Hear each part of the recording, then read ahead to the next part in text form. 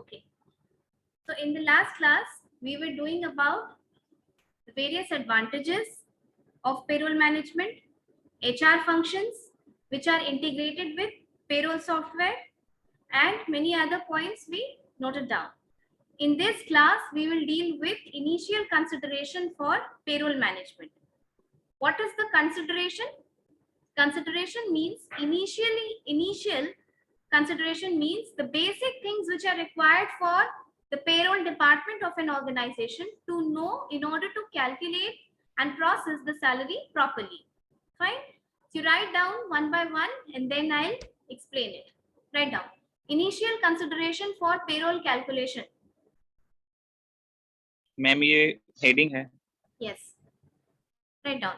Initial consideration for payroll calculation.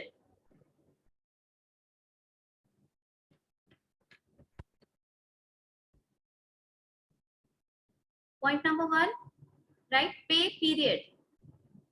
Ma'am initial consideration for payroll Calculation. Point number 1, pay period.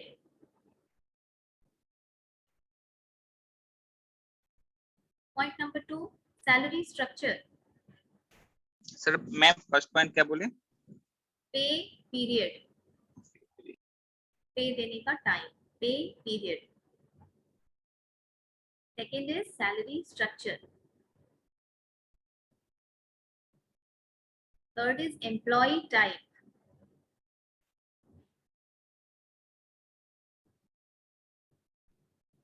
Fourth is तीसरा क्या है?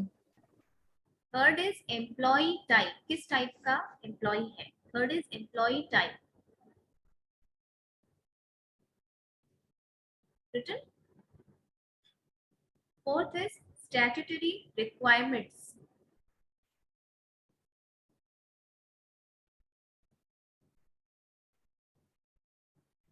Statutory requirements. Next is salary calculation mode.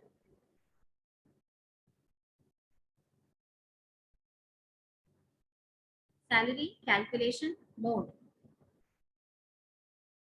Next is employee bank account details.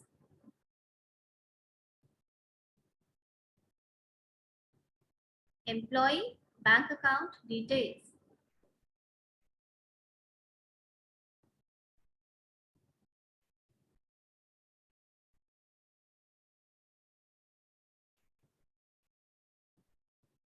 Done? Done, everyone? Yes ma'am. Yes, Now, one by one, I'll explain you these points. Now, tell me, what is the first point? पे period. pay period. पे period का क्या मतलब होता है कि हर organisation अपने अपने टाइम के हिसाब से अपना फिक्स्ड डे पे वो सैलरी पेमेंट करती है. There are some organizations that pay you salary on 1st of the month. There are some organizations that pay you on 30th of the month. There are some which pay you on 28th of the month, and there are some which pay you on the 7th of the month. Okay, so this time is fixed by the organization. Now, when this time is fixed, it is advisable and it is convenient if the corresponding month, the corresponding last month, ends 4 to 5 days before the calculation of salary. उस हिसाब से क्या होता है कि काम करने में या सैलरी की कैलकुलेशन में आसानी होती है. पेरोल का कैलकुलेशन, सैलरी की प्रोसेसिंग आसानी से होती है, क्योंकि सैलरी कैलकुलेशन एक छोटा सा वर्ड है, लेकिन ऐसा नहीं है. सैलरी कैलकुलेशन में बहुत ज्यादा टेक्निकलिटीज इन्वॉल्व होती है. टैक्स का कैलकुलेशन होता है, आईटी डिक्लेरेशन होता है, तुम्हारा स्टैट्यूटरी कंप्लायंस है, तुम्हारा नॉन स्टैट्यूटरी डिडक्शन होता है, योर अलाउंसेस, योर बेनिफिट्स. तो ये सारी चीजें लेकर के सैलरी कैलकुलेशन एक कम्बरसम टास्क होता है. इसीलिए से फॉर एग्जांपल कि कोई ऑर्गेनाइजेशन फर्स्ट को सैलरी देती है, जैसे 1 सितंबर को सैलरी अगस्त का दिया जाएगा. ठीक, तो ये एडवाइजेबल होता है फॉर कन्वीनियंस कि जो लास्ट अगस्त है उसका पे पीरियड 3 से 4 दिन या 5 दिन पहले ही खत्म हो जाए. इन दैट केस सैलरी का कैलकुलेशन करने में आसानी होती है। ठीक है, नेक्स्ट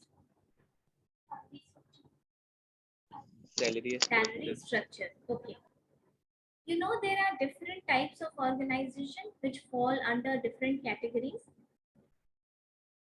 जैसे सेंट्रल Yes, गवर्नमेंट, ma'am. जैसे सेंट्रल गवर्नमेंट की नौकरी, सेंट्रल गवर्नमेंट का ऑर्गेनाइजेशन, स्टेट गवर्नमेंट का ऑर्गेनाइजेशन, गवर्नमेंट की अंडरटेकिंग का organisation, private organisation. Private organisation में भी सैलरी का स्ट्रक्चर अलग अलग होता है। फॉर मार्केटिंग बेस्ड कंपनीज, जो मार्केटिंग की कंपनीज हैं वो मोस्टली आपको सैलरी में वेरिएबल कंपोनेंट ज्यादा दिखेगा, उसमें इंसेंटिव ज्यादा दिखेगा कि some amount is your will be given to you and for some you will have to perform better. आप जब किसी ऑर्गेनाइजेशन का, जैसे कोई मार्केटिंग की कंपनी है, उसका अगर आप जॉब डिस्क्रिप्शन देखेंगे ना, तो आप देखिएगा कि सैलरी उसमें मिलेगी 70-30 ऐसे स्प्लिट करके रख दिया हुआ होगा। या फिर अगर उसमें नहीं होगा तो वो जॉब ऑफर जब किया जाएगा तो ऑफर लेटर में वैसे दिया जाएगा 70-30 या 80-20, 60-40। उसका क्या मतलब होता है? उसका मतलब ये होता है कि 70% सैलरी आपकी फिक्स्ड होगी, लेकिन जो बचे हुए 30% है उसके लिए आपको टारगेट अचीव करना होगा, है ना। तो इसी तरीके से बहुत सारी ऑर्गेनाइजेशन का सैलरी स्ट्रक्चर अलग अलग होता है। फॉर एग्जाम्पल, यूपीएससी से जितने लोग रिक्रूट होके आते हैं they are pure central government. BPSC से जो लोग रिक्रूट होकर के आएंगे that is pure Bihar government. उसी तरीके से अदर स्टेट गवर्नमेंट से। बैंक्स क्या है, जैसे यूको बैंक, ये क्या है? आप कभी ध्यान दीजिएगा उसकी वोटिंग के, उसके वोटिंग के नीचे लिखा होगा a government of India undertaking. Just pay attention to it now. Okay, government of India undertaking, what is that, what is the meaning? This is not purely central government, this is government's organization because majority stake is of government, but still that is not purely government. तो यहाँ पे जो salary structure होगा ये अलग होगा जो central government का है उससे।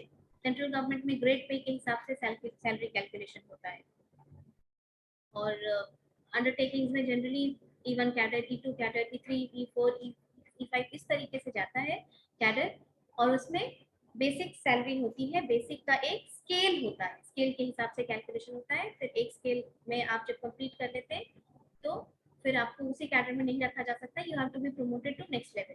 तो इस तरीके से सैलरी कैलकुलेशन में बताएंगे। प्राइवेट ऑर्गेनाइजेशंस का बताया, mostly marketing companies incentive based होती है, वो सैलरी ऐसे स्प्लिट करती है। तो जब सैलरी कैलकुलेट होगी, जब पेरोल सॉफ्टवेयर में उसका डेटा भरा जाएगा तो सबकी अलग अलग होगी ना, किसने क्या अचीव किया, टारगेट अचीव किया, उसको अलग इंसेंटिव देनी है। किसी ने ज्यादा अच्छा अचीव किया, कंपनी खुश होकर के उसको अलग से पैसे दे रही है। ठीक है, तो सैलरी कैलकुलेशन अलग अलग होता है। इसीलिए पेरोल सॉफ्टवेयर में भी जो डेटा फीड किया जाएगा वो उस हिसाब से होगा कि उस ऑर्गेनाइजेशन में सैलरी स्ट्रक्चर कैसा चलता है। ठीक है, so for an organisation to calculate its salary properly under its payroll management, it is important कि उसको ये अवेयरनेस हो कि उस ऑर्गेनाइजेशन में सैलरी स्ट्रक्चर किस तरीके का है। Next point, employee type. Again this is the same thing. एक ऑर्गेनाइजेशन में सबसे नीचे तबके का भी एम्प्लॉय होता है जिसकी सैलरी कैलकुलेट होती है, और सबसे ऊपर जीएम भी हो सकता है, उसकी भी सैलरी कैलकुलेट होती है। सबका जैसे ऊपर के एग्जीक्यूटिव्स के लिए पर्क्स बनता है, सुना है इस कंपनी का पर्क्स बहुत हाई है, मतलब उनके एग्जीक्यूटिव्स को जो पर्क्स मिलता है, जो बेनिफिट्स होता है, जो पर्क्स मिलता है वो अलग होगा। तो हर एम्प्लॉय की सैलरी का कैलकुलेशन क्या होगा, अलग अलग होगा। तो इसीलिए आप किस एम्प्लॉय का इनपुट फीड कर रहे हैं उसका डेटा, और उस एम्प्लॉय में क्या क्या एंटाइटलमेंट है, वो एम्प्लॉय को क्या क्या चीजों का एंटाइटलमेंट है ऑर्गेनाइजेशन में, इसकी जानकारी होना पेरोल कैलकुलेशन के लिए इम्पोर्टेंट है। Next, statutory requirement. What is statutory requirement? What is statutory? Legal procedure. Very good. हाँ बोलो। Which is compulsory. Yes. Legal? Yes. किसने बोला? Abhijit. Yes. Statutory means mandatory requirements. कोई भी एम्प्लॉयर वो सैलरी स्ट्रक्चर अपने हिसाब से बना सकता है, लेकिन there are certain legal compliances जो उसको करनी ही करनी, मैंडेटरी रिक्वायरमेंट्स जो उसको करना ही करना है। ठीक है, अगर इन मैंडेटरी इन रिक्वायरमेंट्स को ऑर्गेनाइजेशन फुलफिल नहीं करती है तो उसको सीरियस पेनल्टी या फाइन दिया जा सकता है। समझ में आई बात? जैसे स्टैट्यूटरी रिक्वायरमेंट्स में क्या क्या आता है? Provident fund. प्रोविडेंट फंड ये मालूम है कि पीएफ का पैसा कटता है, and it is a contributory scheme run by the government of India. ये एक्ट गवर्नमेंट ऑफ इंडिया ने लाया था 1952 में, और अपने मन से पीएफ स्ट्रक्चर नहीं कर सकता है कोई organisation. It has to follow what is written in the law, and this works with the law. Which law? The Provident Fund and Miscellaneous Provisions Act 1952. इसके अकॉर्डिंग ही उसको पीएफ देना है. इस एक्ट में लिखा गया है, I will tell you, I will take one class on PF. You don't need to go into too much of details into act, but you need to know about what is Provident Fund. Just as I taught you, gratuity. Gratuity is also statutory requirement. It is passed by central government. It is passed by central government in 1972. तो PF क्यों ये सब चीजें important है? इसलिए क्योंकि government of India ने इसको सोशल सिक्योरिटी स्कीम के तहत लागू किया for benefits of the workers or benefits of the employees working in the organization. ठीक है, इसमें क्या होता है, जितना पैसा मोस्टली 12% एम्प्लॉय का कटता है और 12% एम्प्लॉयर भी उतना ही पैसा कंट्रीब्यूट करता है जितना तुम्हारे सैलरी से कटता है. अगर पीएफ लागू ना करे तो वो उतना पैसा जमा नहीं करेगा, लेकिन being an employer you are obliged to make that much of payment to your employees.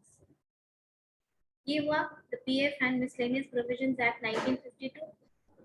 एक और स्टैट्यूटरी रिक्वायरमेंट है जो आप लोग जानते हैं, the Payments of Gratuity Act. Gratuity का payment 1972. 1972. Now tell me, online student, somebody who is, what is gratuity? It's a compensation which was given in the time of retirement or health medical facility and some other. Anyone else? What is the eligibility criteria for gratuity? Good behavior No. towards the employee. No, no. What is the eligibility criteria? Ma'am, he have to come work for the 5 years or more. in any company. Continuous. Continuous. Yes, ma'am. You say continuous service. Yes, this is the eligibility criteria, that you have to have worked for continuous 5 years in an organization, and this does not hold true in case of death or disablement. तो इसी तरीके से PF भी एक social security का act है और ये एम्प्लॉय के बेनिफिट के लिए सेंट्रल गवर्नमेंट ने बनाया है, और इसको लागू करना एक कंपलसरी एक्ट है. ये गवर्नमेंट डिसाइड करती है कि किन ऑर्गेनाइजेशंस पे ये एक्ट लगेगा, किन पे नहीं लगेगा. मोस्टली पे लगता है. Next is gratuity. Statutory compliance में और क्या आता है? For example, see there is also an act which is known as minimum wages act 1948. ये वेज से रिलेटेड एक्ट है और ये 1948 में सेंट्रल गवर्नमेंट ने पास किया था. इस एक्ट में ये बताया गया है कि regardless of your organization is big or small, regardless of whether it is making profit or not, you have to give minimum salary, minimum wage to the employees working in your organization. आप उसके नीचे नहीं दे सकते. न्यूनतम मजदूरी समझते हो? न्यूनतम मजदूरी सुना है? Yes, ma'am. Yes, ma'am. हाँ, ये वही होता है न्यूनतम मजदूरी, मिनिमम वेज. जैसे Bihar government has divided it's labour into 5 different categories. ये बिहार गवर्नमेंट की state government.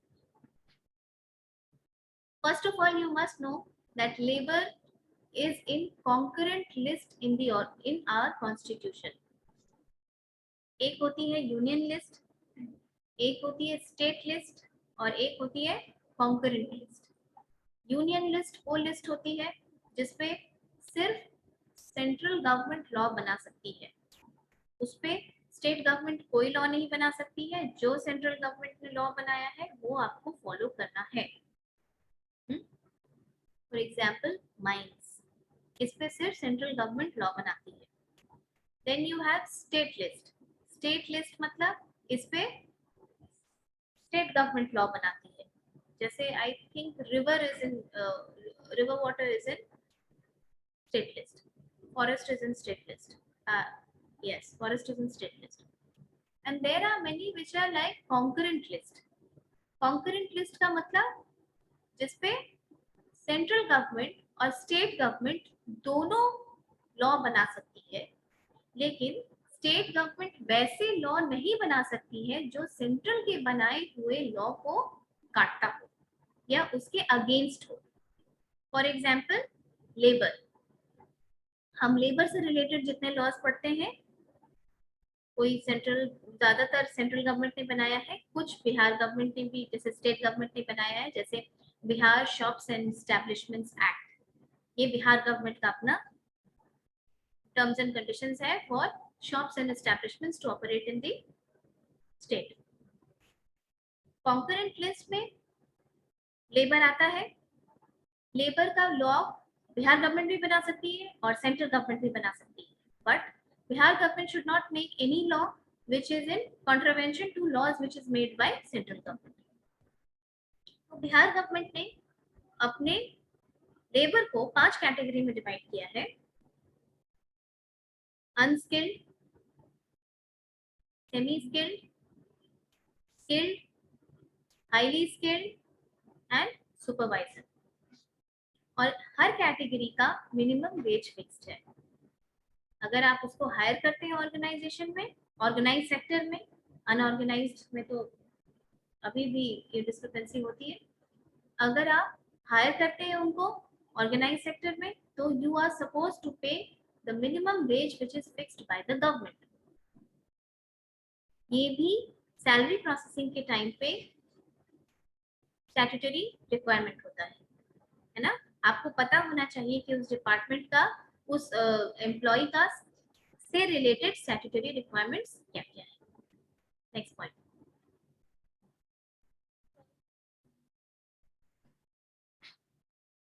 No, I think salary calculation modes.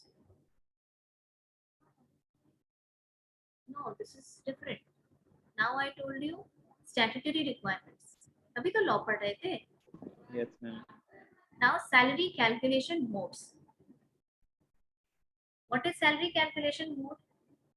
I told you that different organizations have different salary structure, right?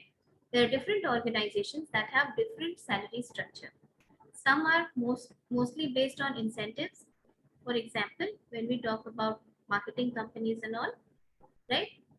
And some organizations, क्या होता है कि कुछ organizations जब आप join करेंगे तो initially आपको probation period में रखा जाता है. ये सुना है, ट्रेनिंग पीरियड या प्रोविजन पीरियड रखा जाता है. उसमें ज्यादातर जगह पे आपको लीव नहीं मिलती है. That is unpaid leave. If you take leave, if you are off from your work for 2 or 3 days, your 3 days salary will be deducted. ठीक है, 3 दिन की सैलरी कटती है. उसको कहते हैं, उसका जो टेक्निकल टर्म है, that is leave without pay, LWP। तो बहुत सारे ऑर्गेनाइजेशंस ऐसा है ना कि जिसमें कि LWP है, वो उस हिसाब से सैलरी कैलकुलेट करेगी कि आप कितने दिन एब्सेंट हुए, आपने कितने दिन हाफ डे लिया, आपका अटेंडेंस का कैलकुलेशन होगा। तो ऑर्गेनाइजेशन में सैलरी कैलकुलेशन का मोड तो अलग अलग होगा, right? And this information should be available to the payroll calculation department. Yes. Next, employee bank account details. employee bank account details. When you join an organization, your bank account details have to be furnished to the organization, to the employer, for your salaries to be processed and paid in your bank account. इससे related बहुत सारे aspect है। हो सकता है कि आपका उसी बैंक में एक से ज्यादा अकाउंट हो, उसका प्रॉपर चेक करना जरूरी है। पेरोल कैलकुलेशन में उसका प्रॉपर चेक होना बहुत जरूरी है। प्लस सिर्फ इतना ही नहीं, जब हम पेरोल कैलकुलेशन की बात करते हैं, से फॉर एग्जांपल आपका पीएफ कटा, I will teach you in payroll process, pre payroll process and post payroll process. क्या होता है, आपकी सैलरी आपको मिल गई, लेकिन पेरोल डिपार्टमेंट का काम खत्म नहीं होता है। उसको फिर आपका पैसा काट के जो उनकी बॉडीज है, जो अथॉरिटी है, उसको पैसा सबमिट करना होता है। आपका पीएफ का पैसा कट के कहाँ गया? एम्प्लॉइज प्रोविडेंट फंड ऑर्गेनाइजेशन करके एक ईपीएफओ है, वहाँ पीएफ का सब कुछ होता है, ठीक है? That is the regulatory body for provident fund.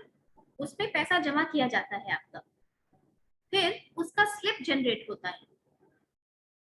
Payroll में क्या होता है कि ऑर्गेनाइजेशन की तो उसका रेगुलेशन करती ही है, आपके पास भी आपकी अपनी ईमेल आईडी और पासवर्ड होता है।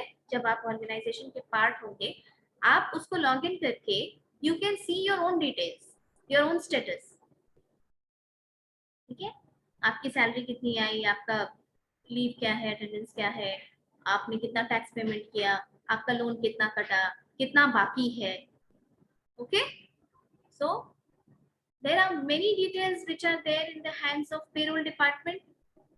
आपका पैन नंबर, बैंक अकाउंट का ट्रांजैक्शन होगा तो पैन नंबर तो होगा ही, आपका बैंक अकाउंट का डिटेल्स, योर आधार नंबर, आपका पीएफ का पैसा काटा, योर पीएफ नंबर, आपका ईएसआई का पैसा कटा, if you are entitled for ESI, your ESI number. There are so many confidential things which are there submitted in the payroll department, and it is the duty of payroll department to make sure that these confidential things, they are always protected from any unauthenticated user, both inside and outside the organization. Payroll department is a highly sensitive department, right? You can understand now why. ये सारे financial records उसके पास होते हैं, okay? Now, this was the initial payroll consideration. These are the initial factors for payroll calculation. You get my point, online students? Yes, ma'am. Yes, ma'am.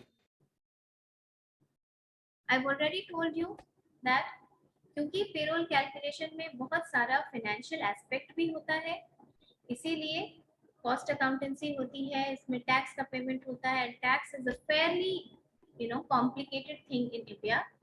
कौन किस tax slab में fall करता है, किसको कितना एग्जेम्पशन है, किसने कितना हाउस रेंट अलाउंस से रिबेट लिया, बहुत सारी चीजें होती है।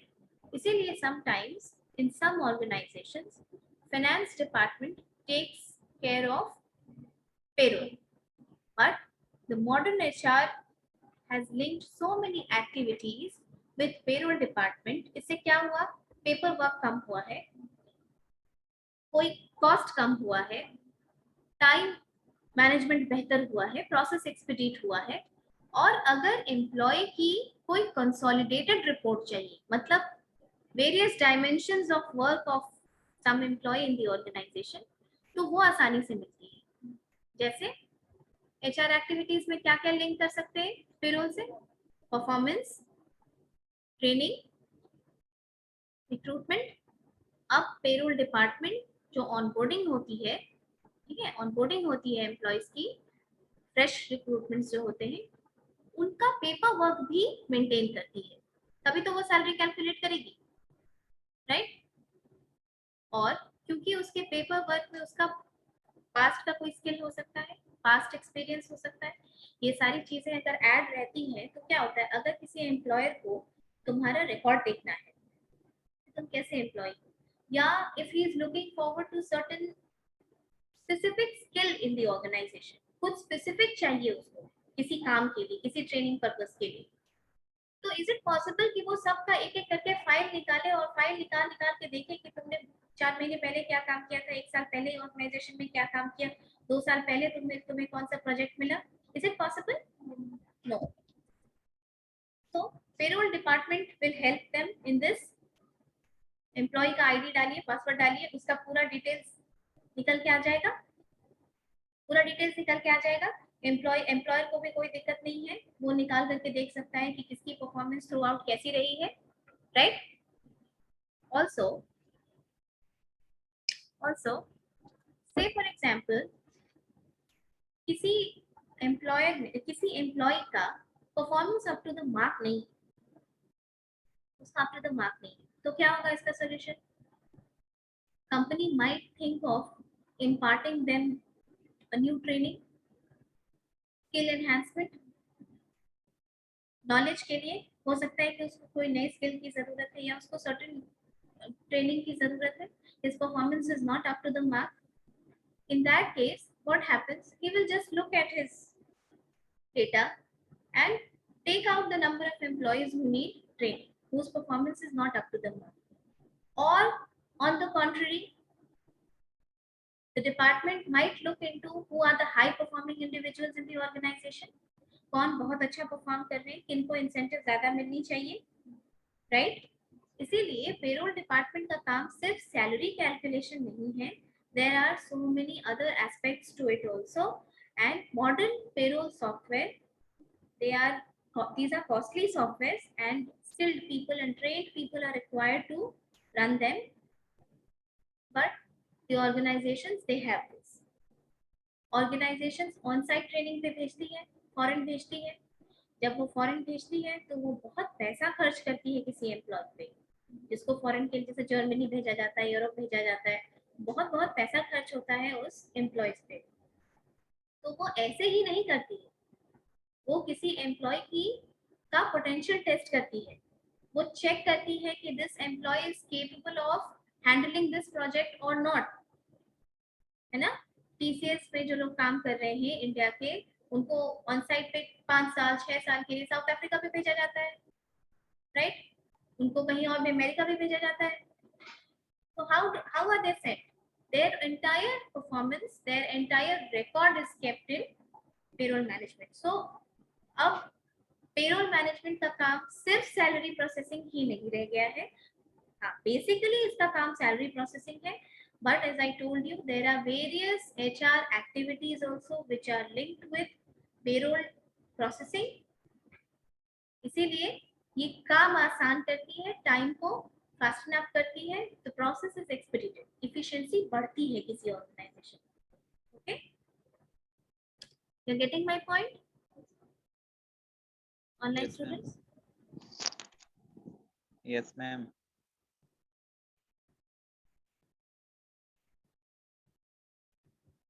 Now you tell me, last class में we have done what are the advantages of payroll management. We'll wind up this class with advantages of payroll management. You have studied enough of that. One by one, you tell me what are the advantages of payroll management. You tell. Performance as in be specific. A bit. I'll give you some time to think. Online students, tell me, what are the advantages of payroll management? एक एक करके बताओ. easy to calculate the salary, फिर से बोलो. easy to calculate the salary, हाँ. and to efficient and wait, ma'am, I forgot. Save time, ma'am. Good. Time efficient. Efficient and effective Ma'am. control Less of cost payroll. incurred. Cost effective. Wait, one by one. Let Abhijit complete. He has so many Effective points. and efficient control of salary payment and at the time. Okay. Calculate the wages also. Acha. Now. Ma'am, timely reminder. Piyush, you have to say something. You raise Timely, your hand. ma'am, timely reminder.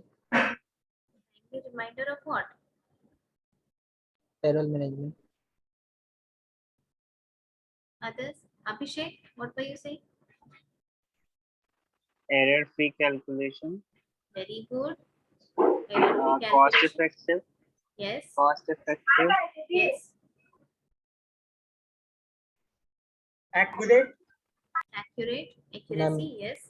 Ma'am, data Save time, security. ma'am. Saves time. Time efficient. We have discussed this, I guess. Ma'am, data security. Ma'am, reduce Data manual work. security. Very good. Reduces manual work. Very good. Okay. So you already told me some points, which are all the valid points. I'll just add one in that. Time efficient तो होता है वो, cost efficient होता है. Cost, see, whenever you say you are all, you're not literature students. So when you say something, be specific about what you're saying. जब आप कह रहे हैं cost effective, तो उसका क्या मतलब हुआ? आप manual calculation करेंगे तो आपको उतने लोग required होंगे करने के लिए. Say for example, an organization has 50,000 employees. So imagine the number of people that you will require for calculating the salary and everything, processing the salary for 50,000 people. So you will have to give salary to all of those people. Is it not being borne by the company? Yes.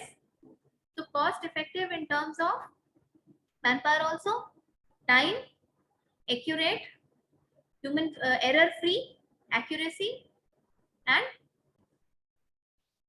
and I will add some HR part to it.